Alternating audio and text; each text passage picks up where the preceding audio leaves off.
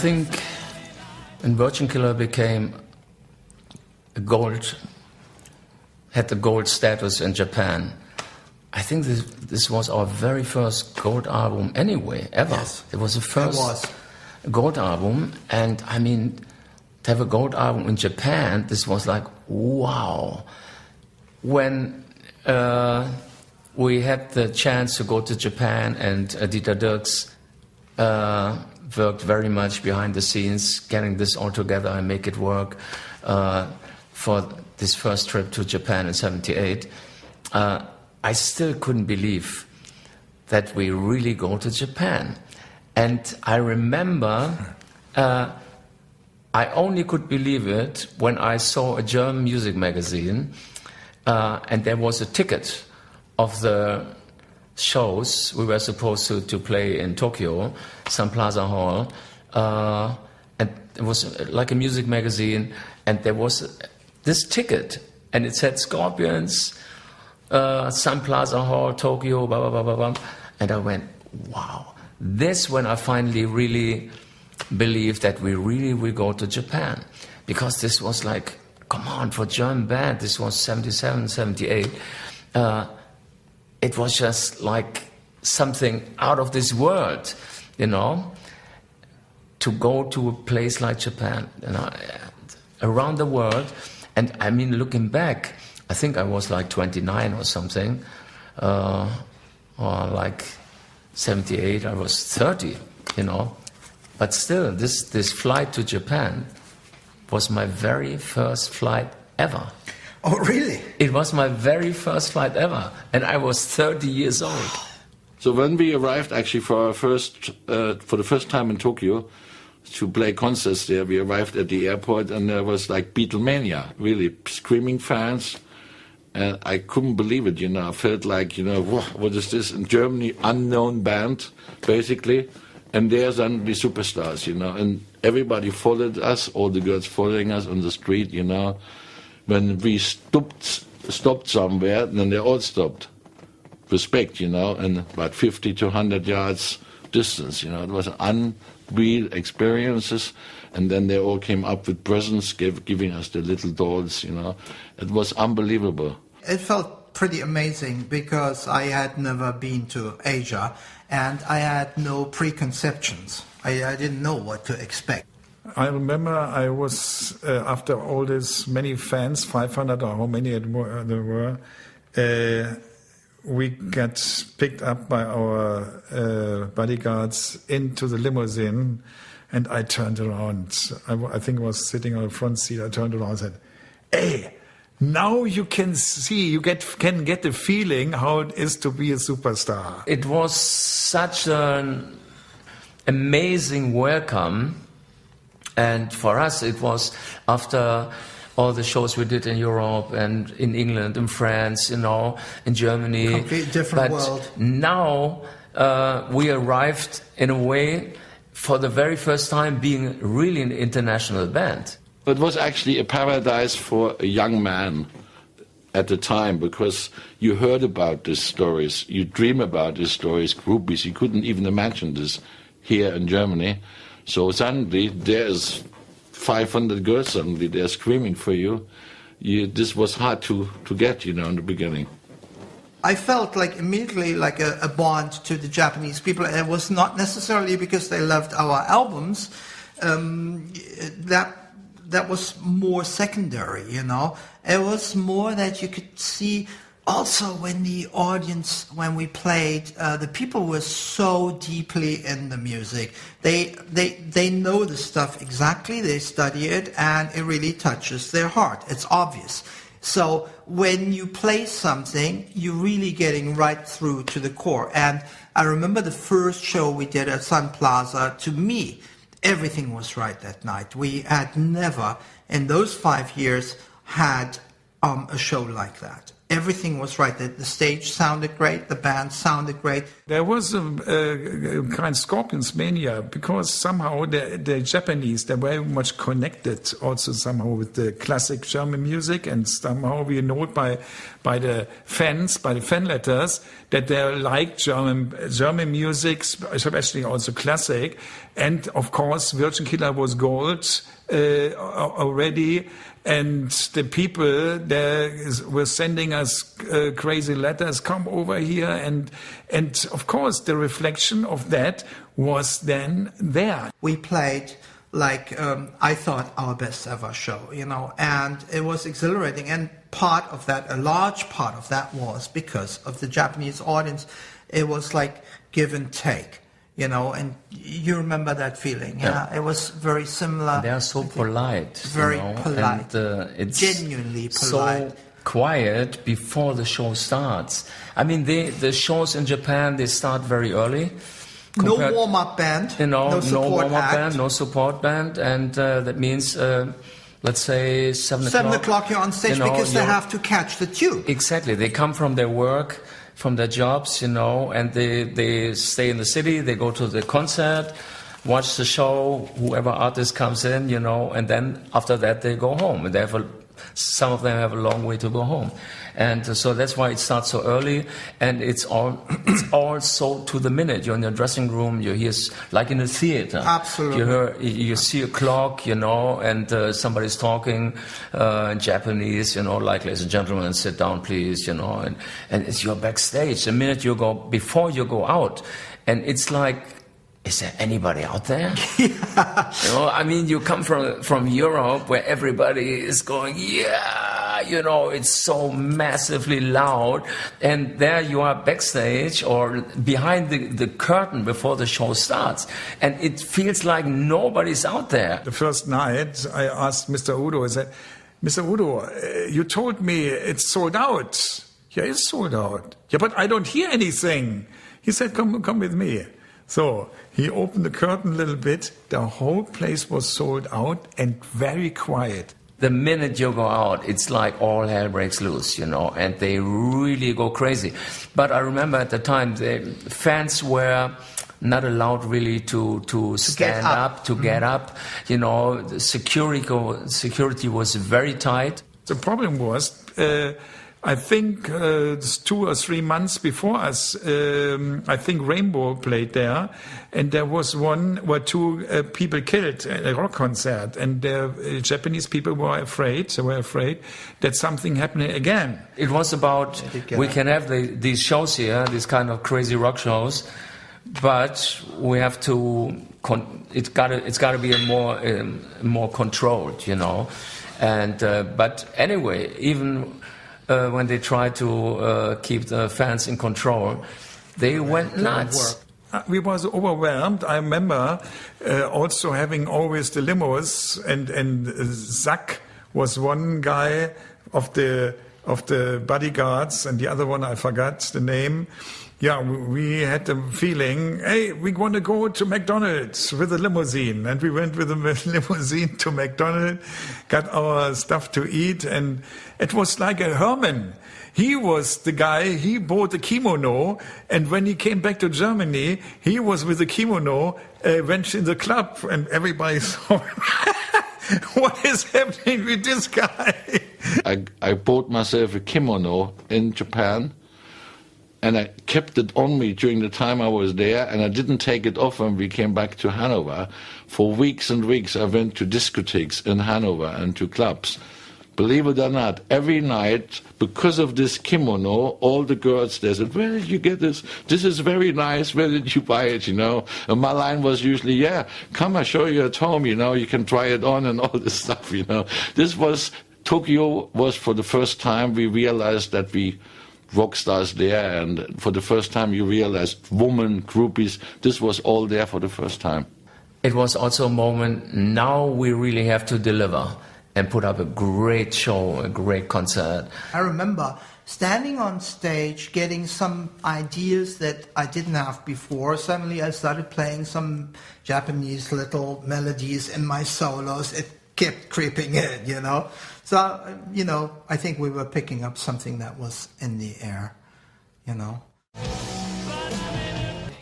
To play in Sun Plaza Hall in Tokyo, and I mean, this was like a dream came true.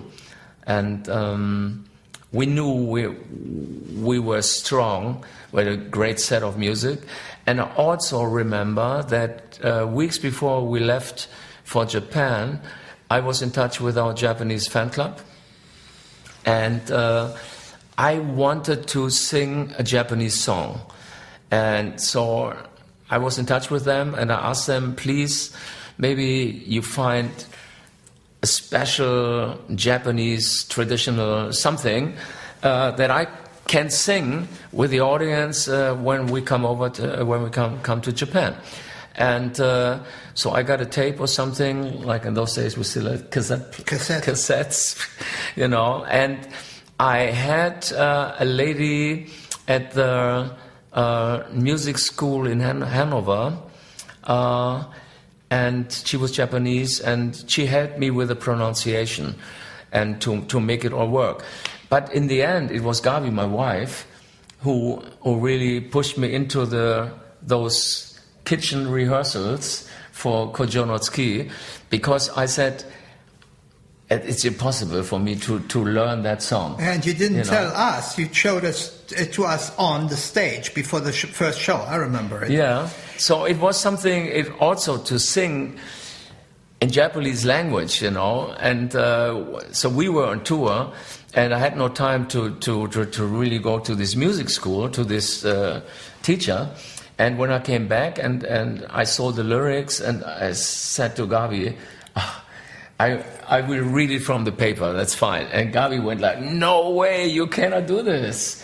You have to learn it, you know, you have to get it down.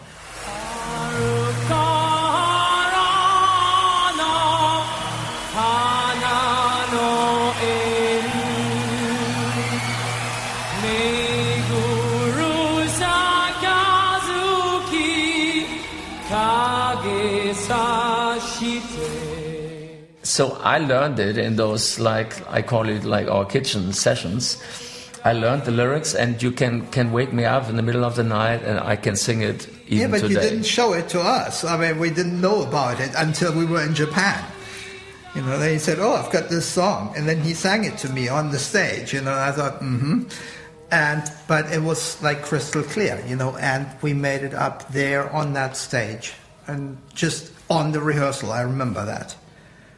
Yeah, so that's it was how we learned it. Yeah, it was like a surprise for the band as well. And it really worked. But I thought it was like a nice gesture, you know, to be there and to take a part of their culture and include it in our show.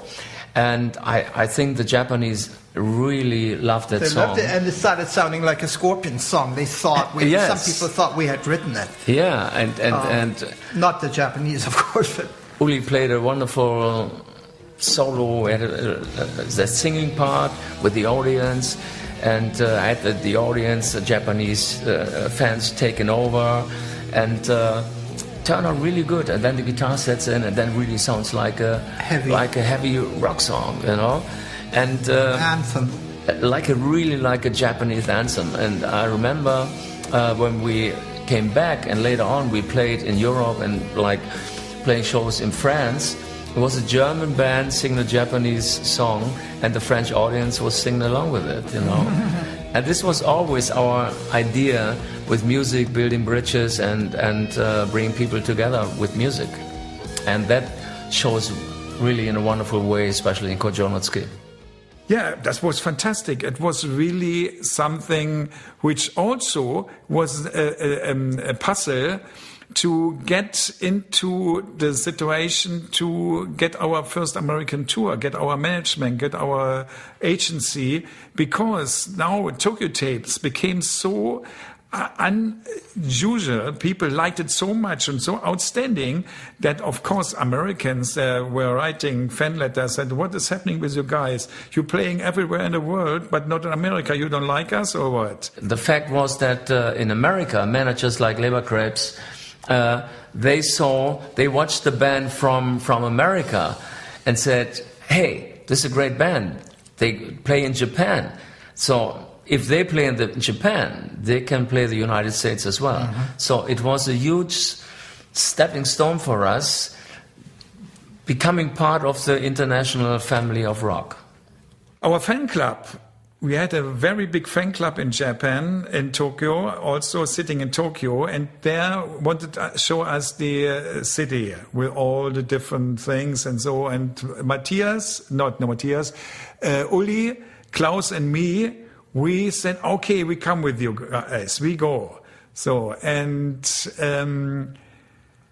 we walked with them and on the Ginza, and I said, hey, what's over there on the other side of the street? Oh, that's a fortune teller. A fortune teller? Let's go. So everybody went there. So, and then the Japanese people could translate. So, because they had some sticks there, which falling, and you had to hold them and I let them go. And then he was looking in to see in your hand what's happening. So everybody was a little bit scared, except me. I said, okay, for me it's fine. I was showing my hand. So, and he told us immediately, you guys, also to me, you will become a superstar. So, no. But be careful in traffic, because you will have an accident, but there will be no problem for you and stuff. The problem for me was only when I came back home, I always was driving the car and expecting an accident. And in the moment I didn't expect an accident, the accident was there. So, but I had no problems. The car was completely broken, but I had no problems. Klaus also went there with the hand, and the guy said, oh, you both guys are very similar. But be careful with your heart. You will have a problem with your heart. And your time, so Klaus, will come later. So in this case, the heart was his vocal cords, because that is his heart. So, and Klaus really became more and more later. He was growing up as a singer and better after the operation. Yeah, Uli was afraid. He didn't want to ask, and so. But interesting was that this guy there told us already, Klaus and me, the future of what will be happening. That's the interesting thing. That you can see how much we are connected. I think I was probably about 10 times in love in Japan, because there were so many girls suddenly you couldn't decide where to go, where to look, It felt suddenly, for the first time, we felt like superstars. I still see all of us wearing those Japanese uniforms. Oh, absolutely. School uniforms when we went to Kyoto. Yes. For a photo session. We had a photographer from Stern magazine, Hans Lehmann, with us. Yeah, he was great. Taking great pictures of the whole trip. And we had some.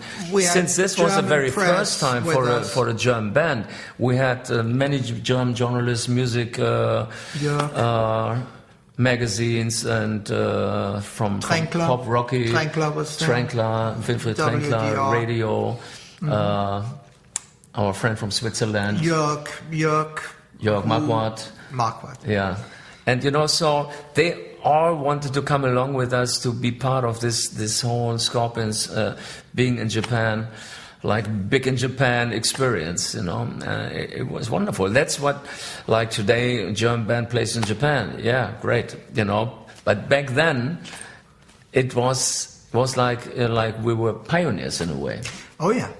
It was really a fantastic way of getting into the groove of what comes next. Great memories, and it's such an important part in our history, and I'm so glad that I convinced Uli to do it, to be part of it. He did, because I remember when the idea came, let's go to Japan. So, and I was already really I just wanted to do my album, and it had been a year, really, literally after I handed in my resignation, almost a year. So I said, no, I don't want to do any more shows, and I've got better things to do now, And there was also an American tour supposed to happen, and Klaus picked up the phone. I was in Monica's flat in Düsseldorf, and he spoke to me for about an hour. I remember that. And during that hour or so, he convinced me. And he made he gave very good reasons. And he said, well, this is like the end of an era. We've done all this. Let's celebrate it with putting this on as a live album. And by the end of it, I said yes, and I'm glad I did. It was one of the best things that I ever did, because it was a fitting end to my part of that story. And for 5 years, we were like a close-knit family. We still are, And so I look back on it very, very fondly. I'm glad I did. In fact, I made the mistake. I should have done the first American tour too, and I didn't. That was a mistake. But I'm glad that Klaus managed to convince. You did half a good job. You should have convinced me for America too. But I said, no, I'll do Japan. I want to America, And that was a clean cut. I should have done America too, and then I should have done my Electric Sun thing, but I just couldn't wait. I was maybe a little too.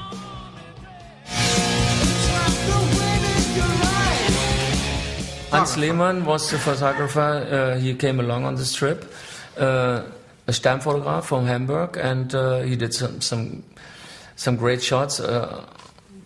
Covered this whole trip, and also the live shows, and we wanted to, for the first time, to have the band on the cover, but not in a like posing.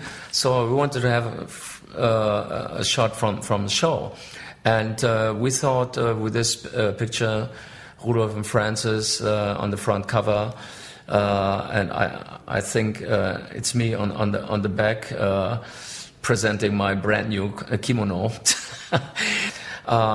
And this cover was pretty cool, and I liked the shot where Rudolf's bending over to Francis, and it's such a cool life expression, and it gives you the right visuals to know what to expect when you listen to the album. And there were lots and lots of pictures inside. Those days we still had those vinyl records. You can open it up and have lots and lots of information and beautiful pictures of this whole trip, and the band. And we used some shots from Hong Kong as well, sure. I think. And to this day, people come with the vinyl for signing. I must have signed thousands, and by day, yeah, they still come with absolutely. And those albums are still classics, and for diehard fans, they still have those vinyl records, and you open up, the double live album. It was a double album, right? They're going to re-release it on vinyl also. Yeah, and it's still, and believe it or not, vinyl is coming back these days. There's a whole new generation. They discover the great analog sound and vinyl records. And the covers it's coming also, back. And the covers, the artwork in those days, you could do so much more than with later on when we started doing CDs and the smaller format. Too small. And especially when you have like a live album, a double album, it's more beautiful. It really. And we had the photograph a la Abbey Road. You remember? Yes, that was it's the main shot when 6 o'clock in the morning. When you open up the Ginza. The album, we went to the Ginza for this photo session, and early in the morning, because the light had to be the morning light had to be right. I was so jet lagged. And and of course, and we're wearing those kimonos. The song was actually. It wasn't a song. It came to me during a rehearsal in Langenhagen. We used to rehearse in this beautiful place, which was a theater, a school theater, and we rehearsed there quite frequently. And one day, on stage. I started that riff. It was a simple rock riff, and it became a song. It only had two components, a riff and not even a chorus or something like that, just a bridge. And Klaus put some lyrics to it, and it became All Night Long. He probably doesn't even remember it anymore because, however, what I forgot was I found out afterwards that we used to always open our show with that song for a long time because it was a really good opener. And I had forgotten all about that song too until somebody said, "You got to play All Night Long." I said, "All Night Long?" Then I did play it live, and it was a great opener. So very often I'm still opening with that song now when I do my Scorpions Revisited set, which is always great fun. So I'm opening with that song, which I never thought was a song, but it's got a catchy riff, and catchy vocals with the lyrics don't. I don't know. Well, I don't know anything about the lyrics really, but it was just a good times, fun, rock and roll kind of lyrics. Yes. But that song, it was an amazing opener.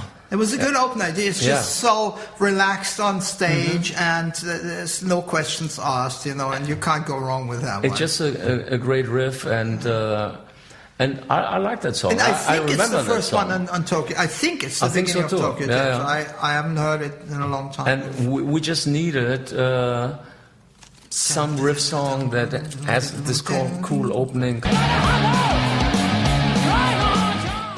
I mean, when Rudolf and me grew up, we both of us loved Elvis, big time. And Hound Dog was always one of the songs in those early days where every band just played cover versions, actually, a lot of the British bands, when they played the clubs in the 60s, they had this kind of Johnny B. Good, We used to play Johnny B. Good quite a lot. Yeah, Johnny B. Good and Chuck Berry, and some Elvis tunes. And Hound Dog was one of them. And that was that kind of song that always went down very well, in those concerts when you play it on the club level, And I can't remember why we put Hound Dog and Long Tall Sally in there. But I guess that's the reason, because we also needed some time on the album. We needed some rockers, and those songs, and also Long Tall Sally is also one of those classics. I mean, I think originally written by Chuck Berry as well. I'm not sure. I'm not sure, but the Beatles did it, and. So we're both Beatles fans. Yeah, so it was easy to convince everybody in the band. Let's do, Long Tall Sally and just those screaming songs, and just for the energy, and it works so well. I think we haven't done those songs. We haven't done those for a long time. I haven't done because them I guess we wrote so many songs that fill that spot. I think so. Yes. But back in those days, it was just great to have these up-tempo rockers in the set, and it was just a part of our background as well, the way we grew up, and to play songs from our heroes. Tokyo Tapes was, for me. I have to be honest. At first, I completely ignored it because I made a clean cut. When I left the band, my mind was somewhere completely in a different place. And for years, I wasn't even interested in it anymore. And the people always said, Tokyo Tapes, Tokyo Tapes, Tokyo Tapes. And I didn't get it because I listened to the album and I wasn't on the mix. I would have made sure the guitar would have been mixed differently. So I wasn't happy with the sound at all. And I thought, that doesn't sound good. And then I was surprised at how much the people liked it. It became one of the great influential live albums of all time in terms of rock. Tokyo Tapes, Japan, it was like the world ticket, because America was ready for the Scorpions, and we were ready as a band also to pick it up there and take our career to the next level. Tokyo Tapes, until this day, for me, one of the best live albums ever.